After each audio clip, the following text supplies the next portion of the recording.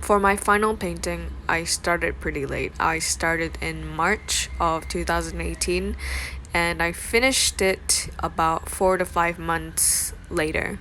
The funniest thing about it is that I was actually one of the first to finish despite starting so late, and my teachers were hounding me, for starting so late because I just wasn't doing much work in the beginning. And yet, if I remember correctly, I was the first to finish. So, if you aren't Singaporean or you aren't an art student for O levels, you can only work on the painting in school or after school.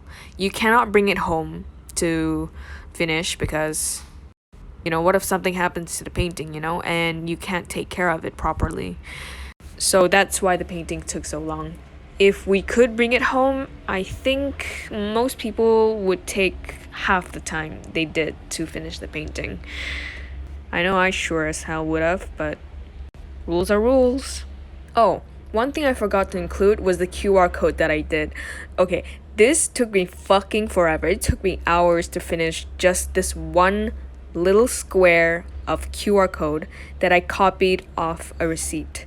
And the thing is, I don't think you can even use it because I was so towards the end of finishing this piece, I was just making it up as I go along. So you can't even use this as a real QR code to scan anymore.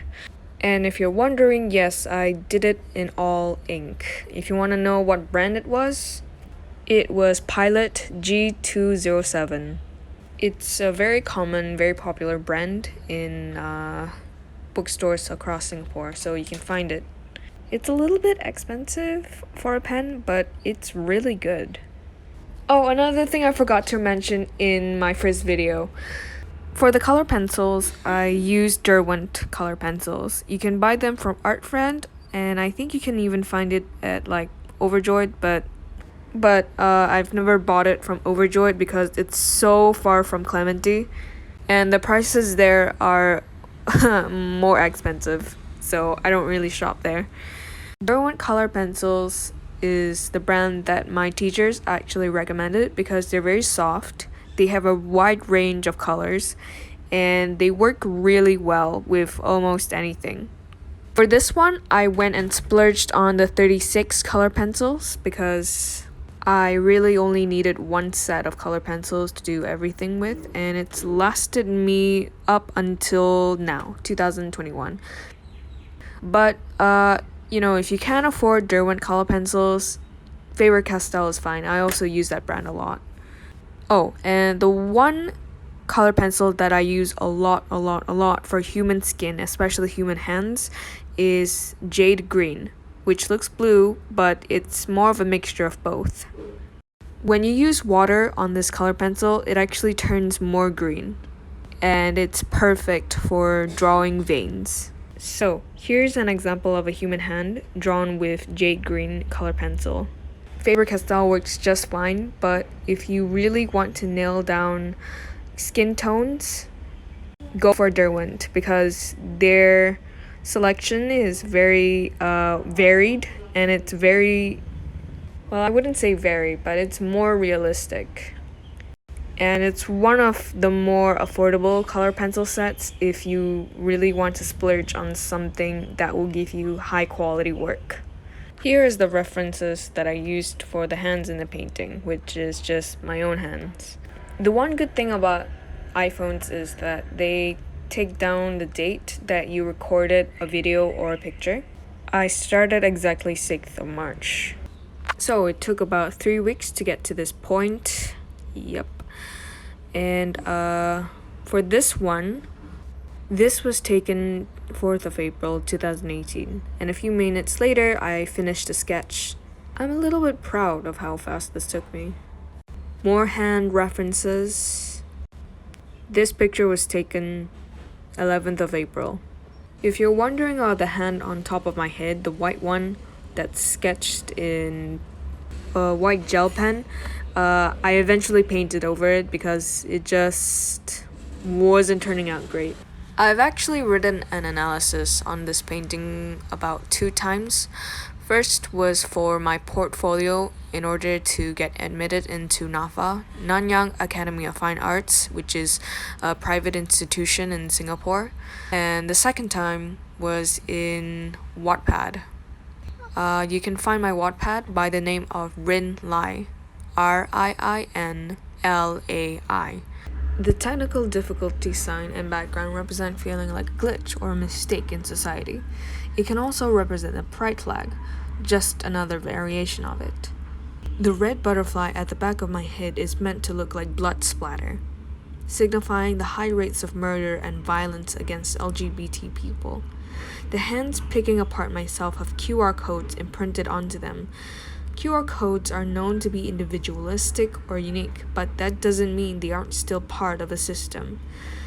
My self-portrait is done in black and white because I'm drained of energy and color from a system that is constantly working against people like me. The faces at the top are meant to be shocked, angry, and scared faces of the LGBT community. They don't represent anyone in particular. The reason why the scissors is held so weirdly is because the hand position is supposed to be holding a gun, but in its place are scissors.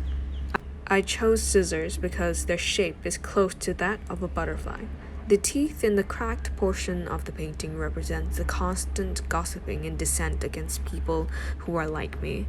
The cord and the plug signifies cutting off your connection from the rest of the world when you're born a certain way that society deems unworthy or degenerate.